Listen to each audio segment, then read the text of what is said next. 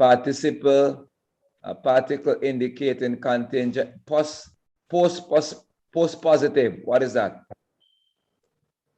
Post positive. Where are you, sir?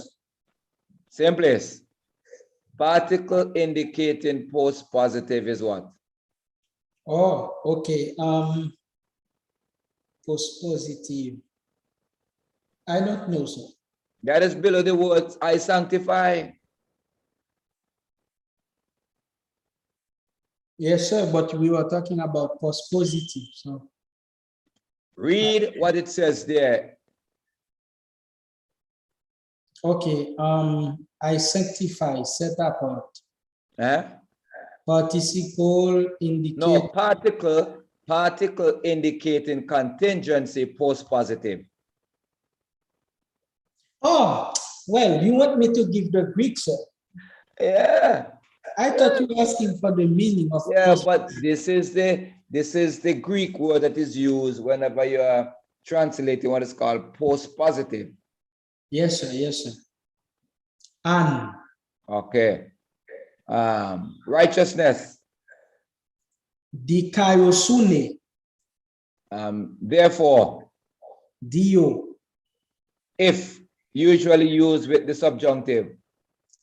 Ean. If, usually used with the indicative. Ei.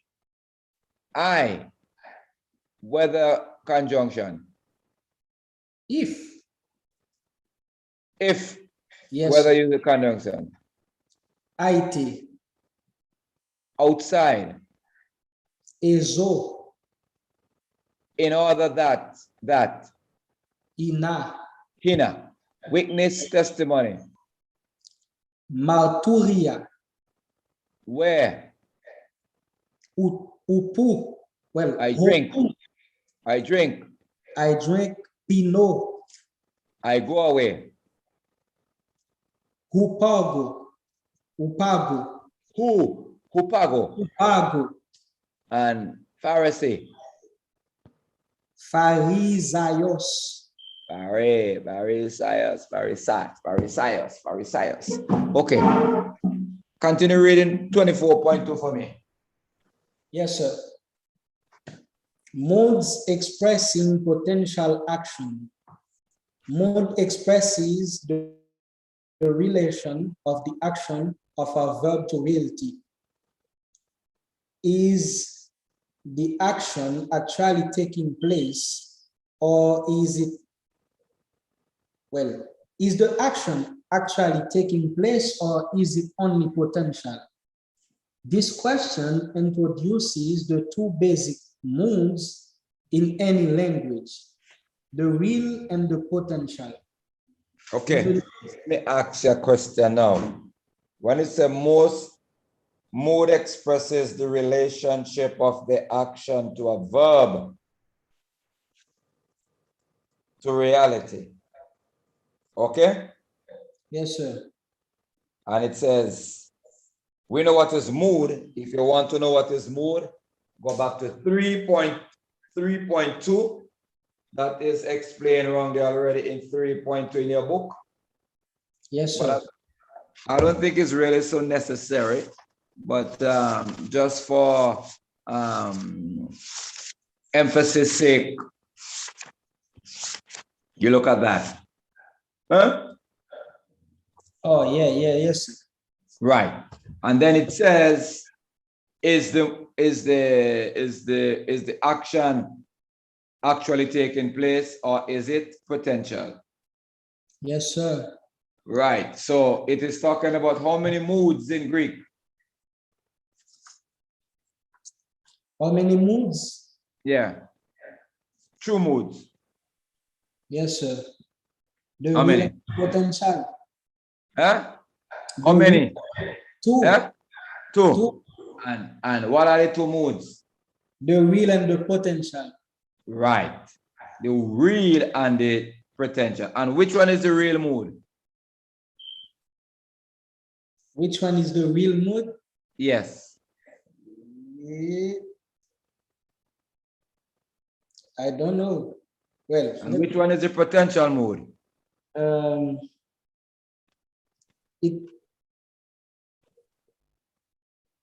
like subjective, Okay. optative, and imperative. I am going to make a statement. I don't know if I am right. Did you read the chapter before you come to class? No, sir, I did not. Well, it's a reflection.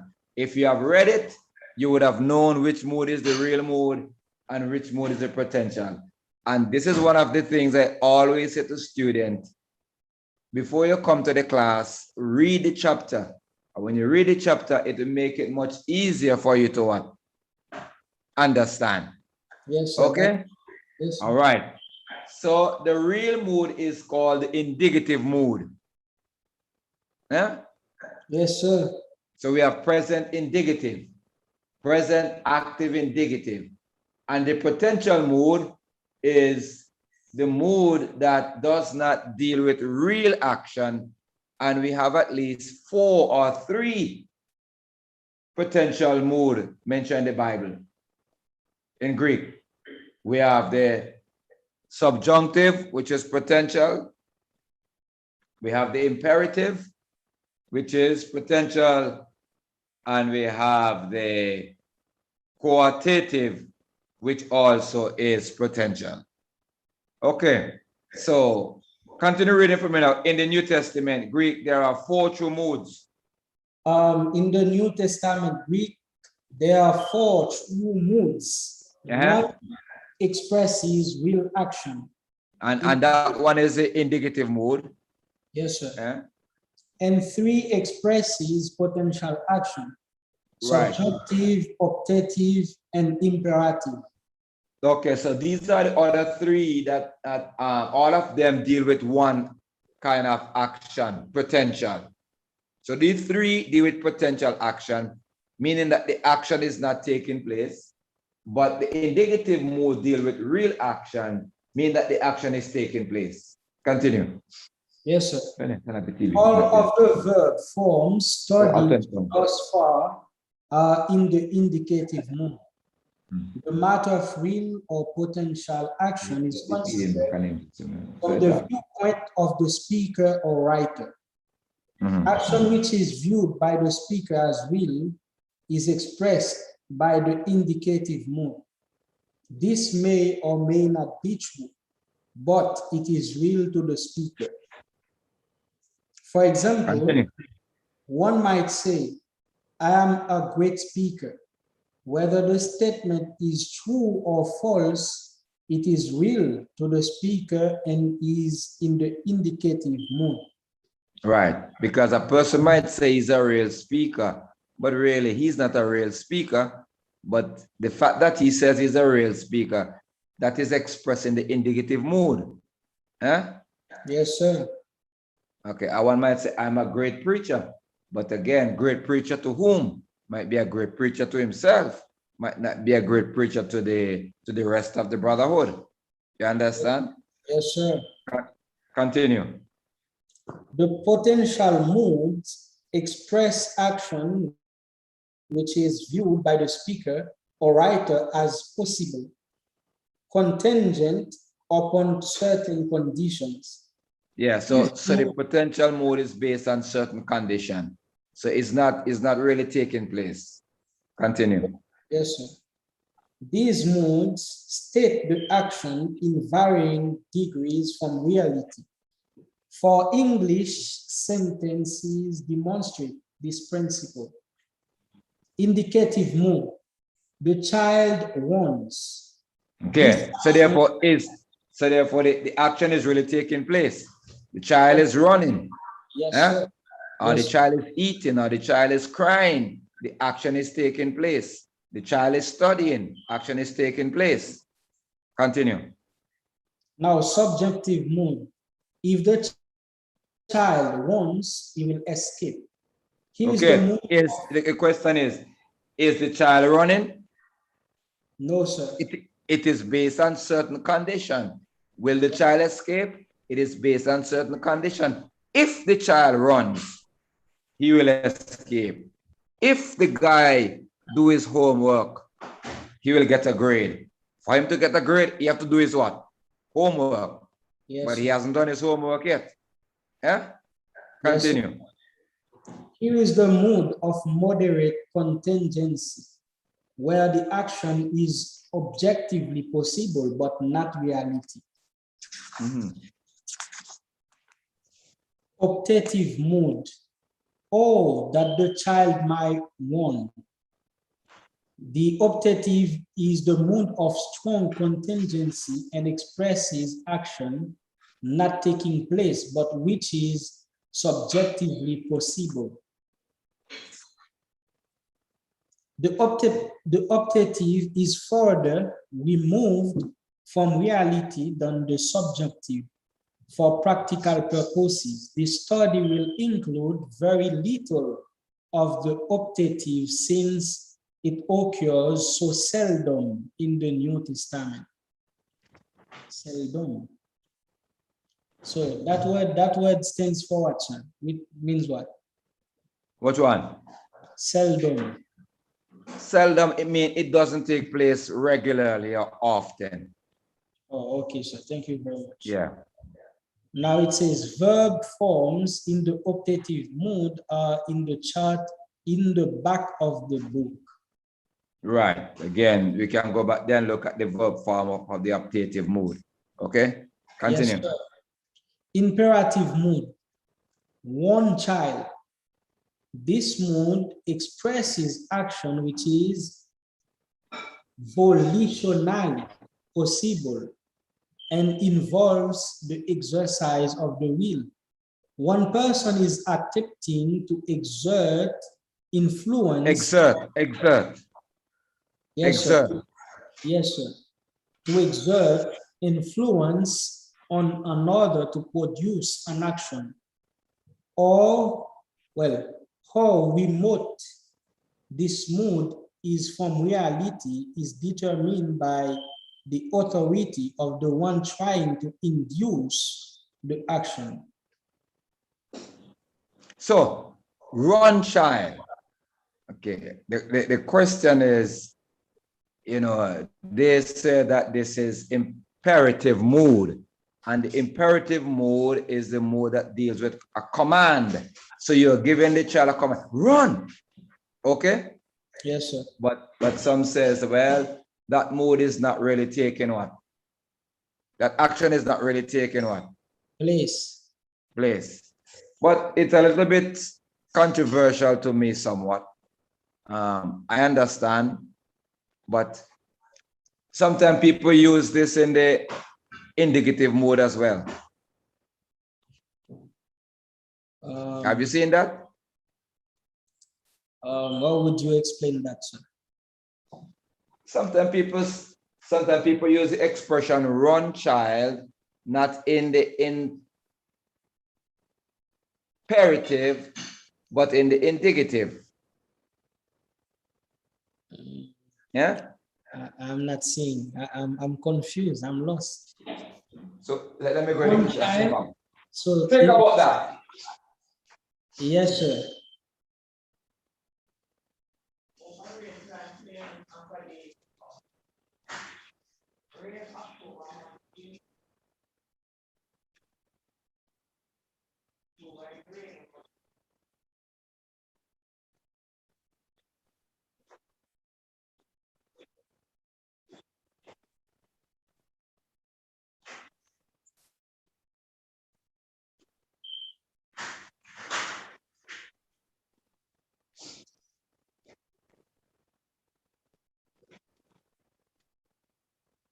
Okay, let me explain that. Have you ever watched a little child running in a race? Yes, sir. Right. And if you support that child and you want that child to run, and the child is running, you will say, run. But the child is already running. Not true? Yes, sir. Right. You say, run, boy, run. But the child is already running. Yes, Not sir. true? Right. Yes, And you say, eat, like come and say, a child is eating. Eat up, man. But the child has already started to eat. So sometimes we even tend to use it in the indicative mood. So do you see what I'm saying? Yes, sir, I see it now. Right. Okay. So I unconfuse and I confuse and unconfusing. Yes, sir. Right. All right. So continue now.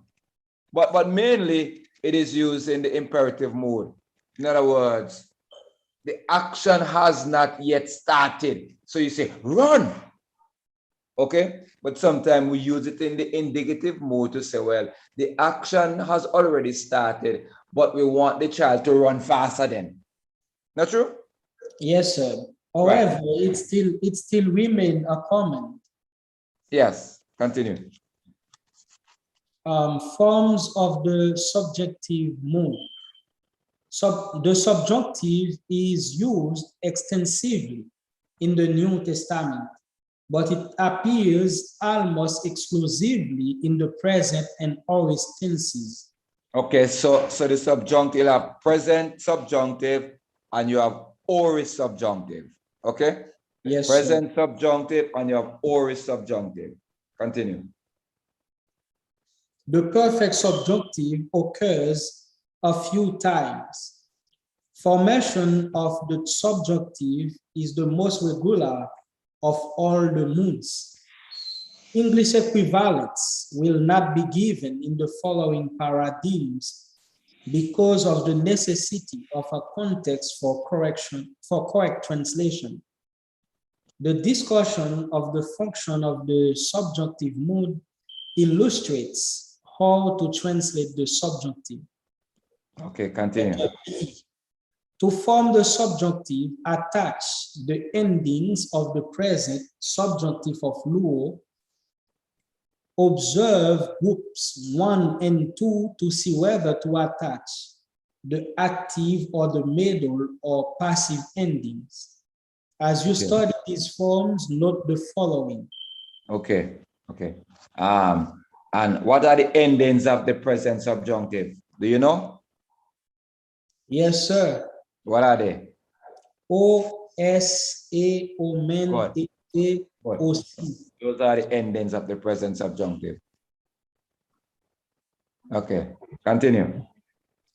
A long connecting vowel, in parentheses, O, omega, eta replaces the short one, big one and epsilon, sorry, of the indicative mood.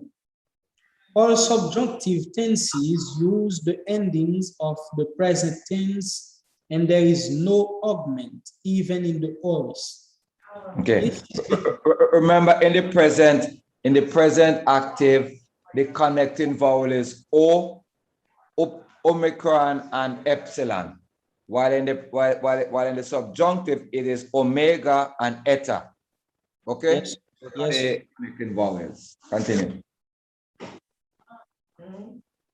This is because time of action is lost in the subjunctive and kind of action is the key factor. In a sense, all subjunctives point to the future for their fulfillment. Thus, they are not concerned with the past. The irregular accent of the O is passive is the result of the contraction of T with omega and eta, well, or eta. The present subjunctive of I may is simply the endings with accents. Present subjunctive of I may. Singular, first person singular O, second person singular S, third person singular A, third person plural O men, third person, first person plural O men, second person plural et, third person plural O si or O sin with the movable nu. Subjunctives either use the active endings or the middle and passive endings. Group 1. Well, group 1 uses the active ending and group 2 the middle and passive endings. Okay, so group 1 is over here on your right, 119. Okay? Yes, sir. So group 1 uses the active or the present active endings, and group 2 uses the present middle and passive endings. And for confirmation, look at page 12. Go back to page 12. Page 12. So compare group 1 with page 12, if it's same in your book, and compare group 2 with page 50, and tell me what you see there. Yes, sir. Omega.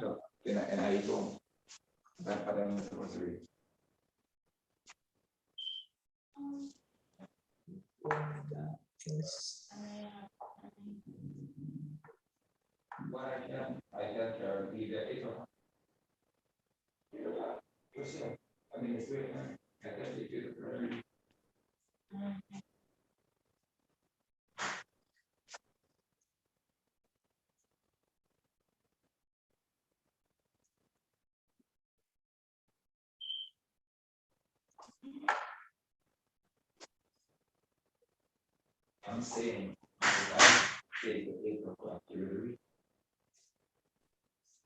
by 8:15. Huh? Okay, all right, go on. Okay, so have you seen what it's saying there? Yes, sir. Right. There So is a difference. so group 1 uses the ending of the present active, like luo, lues, lue, luomen, luete, luosi. Huh? See it Yes, there? I was going to say that it doesn't have any iota. Huh? It doesn't have any iota for the second and third person. It doesn't have any what? Iota. Which one? Like the second person singular and third person singular. Repeat the first what? The second and third person singular, it does not have, well, they do not have iota because of the change of epsilon into theta. Iota? Yes, sir. I don't understand that.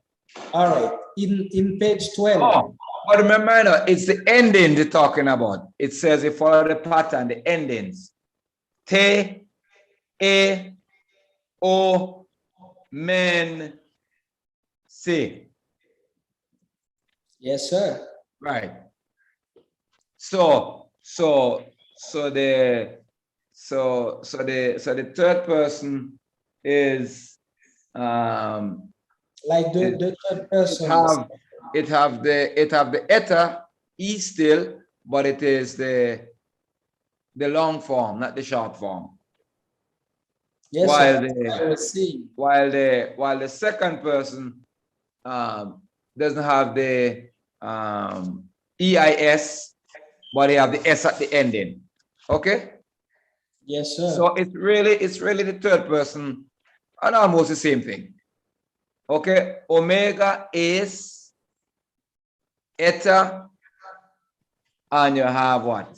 N, A, and same thing. Okay. Yes, sir. Okay. And the same thing for group 2 as well. When you turn to page 51, see the same thing there. 51.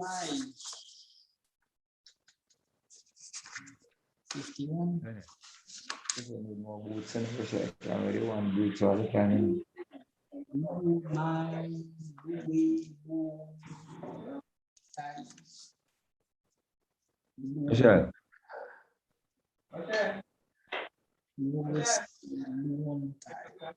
Yeah, the black boat. Take on a brown boat. Yeah. Yeah, the black boat with that. Yeah. What I say now? Yes, sir. This one resembles it better. This one resembles it better. Yes, sir. All right. Okay. No. You see, the reason why you said is because of the contraction, which we're not going to get into right now. Okay, so that is what it's basically saying. Continue reading now. The following, well, should I go up in group 1 or? No, yeah, you can go up present active of low. Okay, sorry. Group 1, use the present active endings. Now, present active subjunctive of lu. For the singular, it is luo, lues, lue, and for the plural, luomen, luete, luosin. The following tenses are conjugated like the present active subjunctive of luo. Only the first person singular is given here. First aorist active subjunctive of luo is luso. Second aorist active subjunctive of lipo is lipo. Perfect active subjunctive of luo is lelupo. First aorist passive subjunctive of luo is lutho.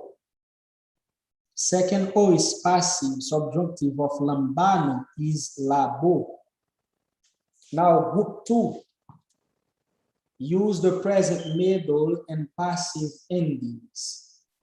Present middle and passive subjunctive of luo. For the singular, luomai, lue, luon, luetai, plural, luometa, luos, lueste, luontai. The following tenses are conjugated like the present middle and passive subjunctive of luo. Only the first person singular is given. First aorist middle subjunctive of luo is lusomai. Second aorist middle subjunctive of lipo is lipomai. 24.4 Function of the subjunctive mode. Since the subjunctive expresses action which is not a reality but is objectively possible, this means that in the mind of the speaker or writer, there is a good possibility of the action taking place. The fulfillment is expected in the future, and thus the subjunctive is closely related to the future indicative. However, the future indicative describes what will take place, and the subjunctive what may occur. Thus, the word may or might not,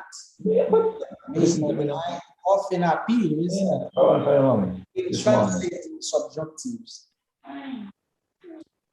The kind of action, not time, is the important difference in the various tenses in the subjunctive. Since the vast majority of subjunctives in the New Testament are in the present aorist, the difference in kind of action will usually be progressive, present tense, or undefined aorist tense. The time of a verb in the subjunctive, as in the participle, is dependent upon the main verb. This time, okay. So the subjunctive mainly emphasize kind of action and not so much a time of action. Okay. Yes, sir. Continue. Eakomai ina aipo auto. I am coming that I may, which is in the present, speak to him. So what is the subjunctive here in this sentence?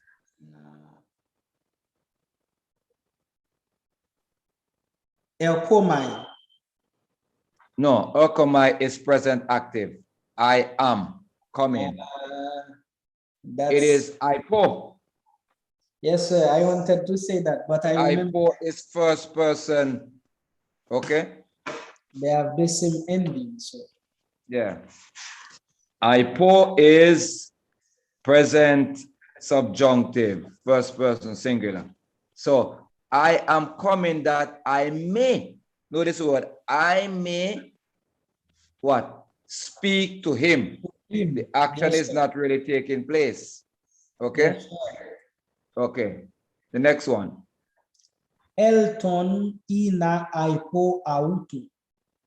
I came that I might in the past speak to him. Okay. So what is the subjunctive here? Aipo. Aipo. But if you notice, aipo is used with the aorist, Elton. Yes, sir. And Elton is the main verb. I came Yes, sir. that I might. Notice the first one, Urkoma is present active. And again, aipo is used with the present active, and it says, I am coming that I may. So when you use the present aorist, the aorist subjunctive, you use the term might. When you use the present subjunctive, you use the term may. Yes, sir. Might, may. So that's really the difference that they have in English, sir. I told her I will take her. Okay. Okay. Okay. Continue reading. Sir, Hmm. is that the difference that they have in English? Continue. Huh? I was asking, is that really the difference that they have in English, like might and Yeah. may? With the aorist, you use the term might. With the present subjunctive, you use the term may. All right, sir. Okay. Elusomai ina aipo auto. I shall come that I may, which is in the future, speak Huh? to him. Hmm. The subjunctive Exactly. has a variety of Yeah, meaning. we're 5 minutes. So. The main usages are, first, the oratory subjunctive utilizes first person plural to exhort others So, join in stop action. if you want. Example, agapomen allelus. Let us love one another. First Notice the same thing here. It is elusomai hina aipo auto. I shall come, because this is present what? I shall come. That's future tense, eh? Yes, sir. Future.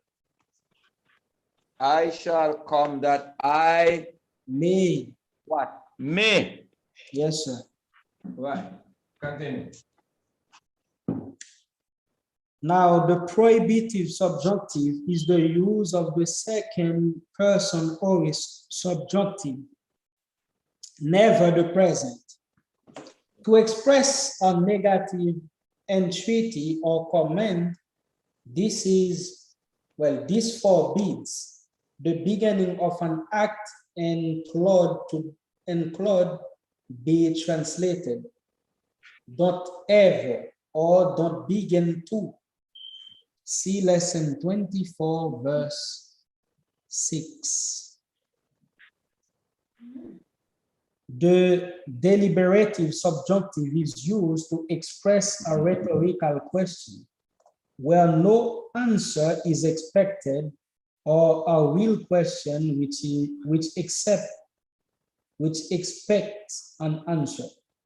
For example, me un me Okay. Go back to the heart. Oratory. Subjunctive. Yes, Go sir. back to The oratory subjunctive utilizes the first person plural to exhort others to join in an action. okay. Example, And which one is the first person plural here? agapomen. Agapomen. Is that open it? You can start. Go.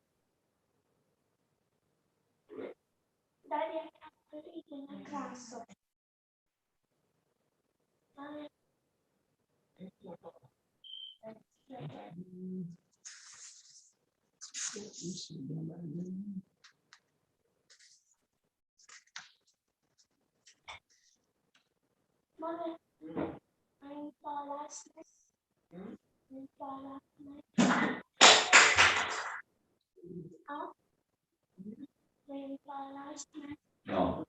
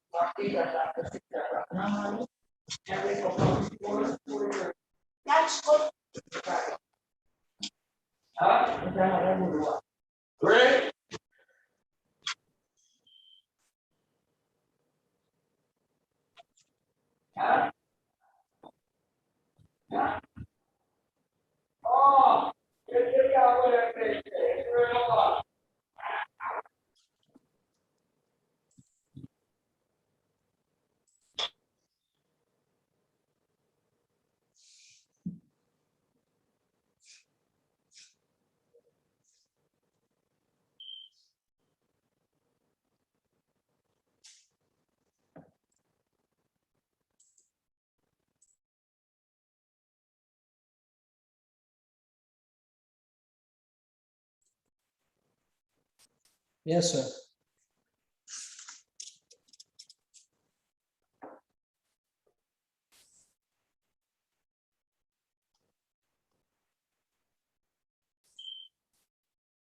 Your mic is muted, sir.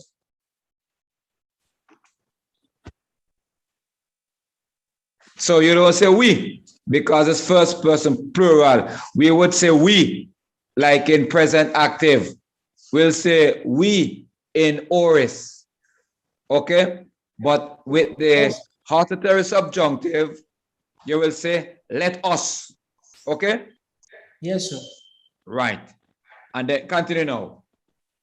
The prohibitive subjunctive is the use of the second person aorist subjunctive, never the present, to express a negative entreaty or command. This forbids the beginning of an act and Claude be translated, don't ever or don't begin to. Okay? So if you notice that this is used to forbid a what?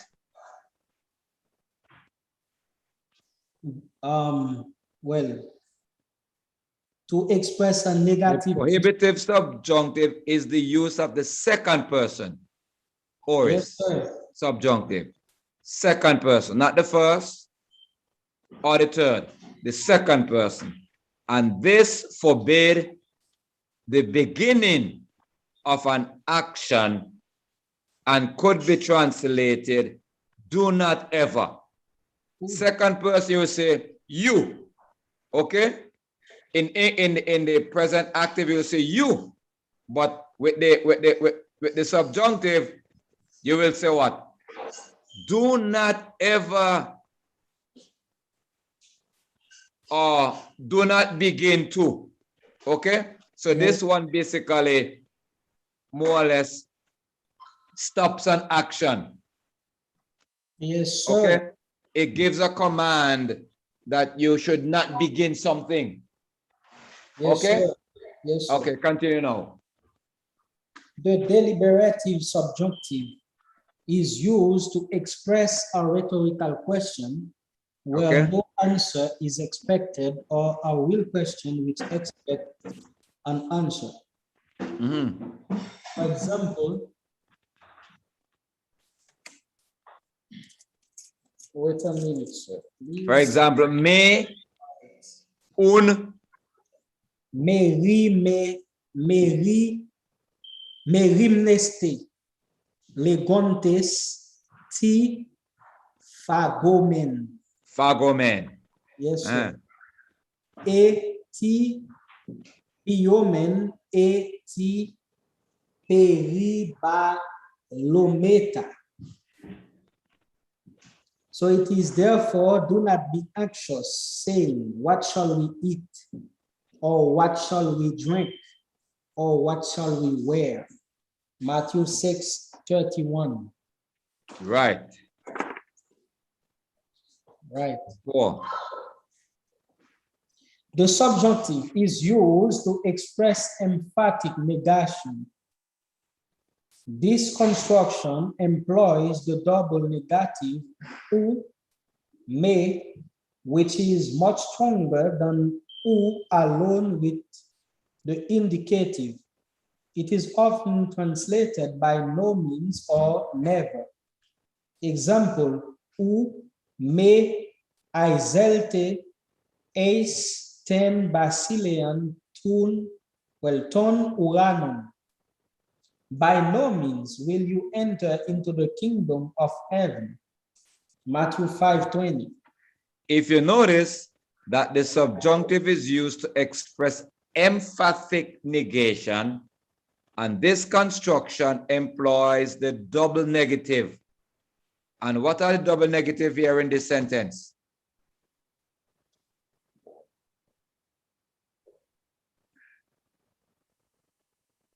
By no means. No. U and me. These are the double negative. It is not. Okay? Literally, it's not. You should enter into the kingdom of heaven. Not. So double means it's simply saying, boy, you will never enter it. Have you seen it? Yes, I do. Okay, look at the next one now. The subjunctive mood is used in subordinate dependent clauses in a variety of usages in the New Testament. Among them are clauses expressing purpose and clauses in conditional sentences. Purpose clauses are final and indicate the purpose of the main clause of the sentence. Example, utos elten eis marturian ina Marturian ina marturese peri tu photos ina pantes pistu sosin di autu. This man came as witness that he might testify concerning the light that all might believe through him. The small... Okay. Again, notice the demonstrative pronoun. Autos, this man or this one. Look at the verb, L10. He came. Okay? Yes, sir. This man, he came as a witness. Look at Hannah, that he might. Okay? Yes, sir. Right. Okay, continue. This man came as a witness that he might testify concerning the light that all might believe through him. John 1:7. Okay. So he came that he might testify concerning the light, but the testifying has not yet begun, has not yet started. That is his mission. He came that he might do it. Okay? Yes, sir. Yes, sir. Right. All right. This is a lot of information. So we're going to close off there because it's a lot of things for you to dissect and trisect. All right. Okay? Yes, sir. Okay. So we will stop here. And if you review the words on page lesson 23, Yes, sir. do you have a free period today that we can do that exam today? Do Have a free period today? Yes, Yeah? sir. I do. Yes, sir. What time? I will have no more class from about 12:30. From what, 12:30? Yes, sir. Okay, so and your review, so we can start at about 2:33 or 2 o'clock. Which one will be best for you? 2 o'clock. Okay, so 2 o'clock. Yes, All right. How will we proceed to do that, sir? I will send you you can call me on my Zoom. Oh, okay, sir. Okay, all right. Well, you have to start the meeting so I can join. Yeah, man, I will start and you can join. Yes, sir. Okay.